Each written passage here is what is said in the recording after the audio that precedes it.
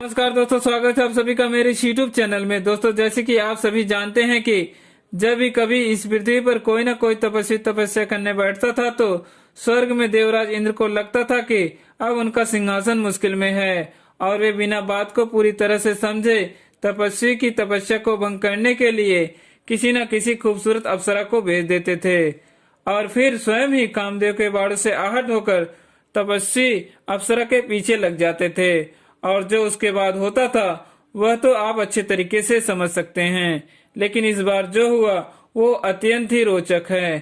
तो चलिए दोस्तों, आपको बताते हैं, लेकिन इससे पहले आपसे एक छोटी सी अनुग्रह है कि आप इस वीडियो को लाइक, कमेंट और अपने दोस्तों के साथ शेयर करना ना भूलें। अगर आपने मेरे चैनल को सब्सक्राइब नहीं किया तो चैनल को सब्सक्राइब करके साथ में घंटी को जरूर बजाएं। तो चलिए दोस्तों, जान लेते हैं। दोस्तों, बात उस समय की है कि जब महान ऋषि कांडू गोमती नदी के किनारे बैठकर घोर तपस्या करने में लीन थे। तब उनके तपस्या से घबराकर देवराज इंद्र ने स्वर्गलोक की सबसे खूबसूरत अप्सरा प्रेम लोचा को चुना और ऋषि कांडू की तपस्या को भंग करने के लिए भेजा। दोस्तों, प्रेम लोचा तो थी ही अत्यंत खूबसूरत, मानो उनका जीवन हुआ ही था कि किसी न किसी ऋषि की तपस्या को भंग करने के लिए।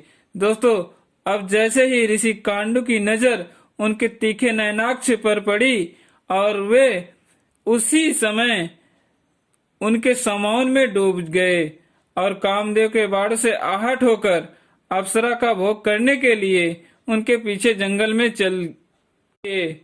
दोस्तों, उधर स्वर्ग लोक में देवराज इंद्र ने चैन की सांस ली, क्योंकि अब उनकी योजना पूरी तरह से सफल हो चुकी थी। दोस्तों, फिर कुछ समय बीतने के बाद वे बड़ी ही बेसब्री से प्रेमलोचा का लौटने का इंतजार कर रहे थे, परंतु इंतजार की घड़ियां तो मानो समाप्त होने का नाम ही नहीं ले रही थी।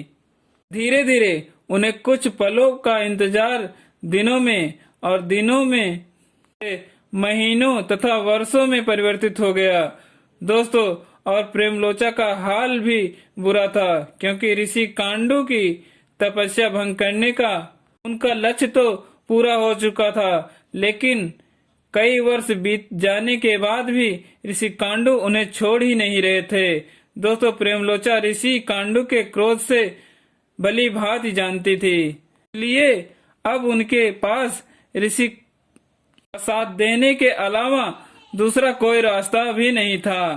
दोस्तों, एक दिन बड़े भाग्य से ऋषि कांडू की आंखें खुली और वे प्रेमलोचा से बोले कि देवी, जरा तुम कुछ समय इंतजार करो, मैं अभी अपने शाम कालीन का पूजा पाठ करके आता हूँ। तब प्रेमलोचा बोली कि इतने वर्ष बीतने के बाद अब आप को पूजा पाठ करने को सूझी, इतने दिनों से तो आप लगातार बिना रुके मेरा विषय भोग कर रहे थे।